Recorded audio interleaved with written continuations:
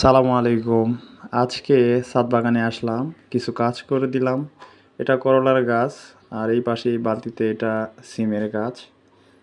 এই সিমের গাছ সম্ভবত আশ্বিন মাসের দিকেই সিম চলে আসবে। নার্সারি থেকে নেওয়া হয়েছিল, তারা সেটাই বলেছিল।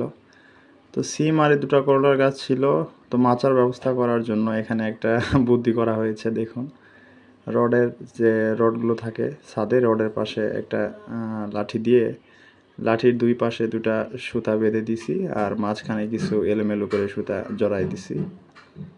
তো আশা করি সুন্দর হয়ে উঠবে। তো আজকে এই কাজগুলো করে দিলাম। তো ছাদ বাগান থেকে খুব ভালো সবজি পাওয়া যায়, অনেক সবজির গাছ আছে। তো আগামী সিম আর করলার গাছটা লাগাই দিছি। করলা তো সারা বছরই হয়, আমি সারা বছরই চাষ করি। আর এই যে দেখুন মরিচের গাছ, খুব সুন্দর মরিচ, এগুলো সারা বছর হয়।